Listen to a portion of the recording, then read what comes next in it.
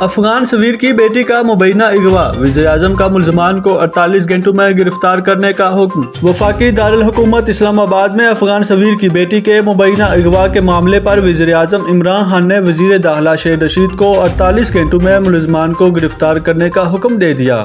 وزیر اعظم نے شہید رشید کو ہدایت کی ہے کہ اغوا کاروں کو پکڑنے کے لیے تمام ذرائع بروئے کار لائیں۔ انہوں نے ہدایت کی ہے کہ پولیس اور قانون نافذ کرنے والے ادارے ترجیحی بنیادوں پر واقعے کی تحقیقات کریں اور 48 گھنٹوں میں ملوث ملزمان کو گرفتار اور حقائق سامنے لائے جائیں۔ ذرائع کے مطابق حکام 16 جولائی کو افغان سفیر کی بیٹی کے ساتھ پیش آئے واقعے کی تحقیقات کر رہے ہیں۔ ذرائع کے مطابق افغان سفیر کی بیٹی کے ساتھ پیش آئے واقعے کی تحقیقات تیزی سے جاری ہیں اور واقعے کی تحقیقات سے متعلق افغان حکومت کو آگاہ رکھا جا رہا ہے۔ واضح رہے کہ افغان وزارت خارجہ نے بیان میں پاکستان سے سفارتی عملے کو تحفظ دینے کا مطالبہ کیا تھا اور بیان میں یہ بھی کہا تھا کہ افغان سفیر کی بیٹی کو اغوا اور تشدد کا نشانہ بنایا گیا ہے۔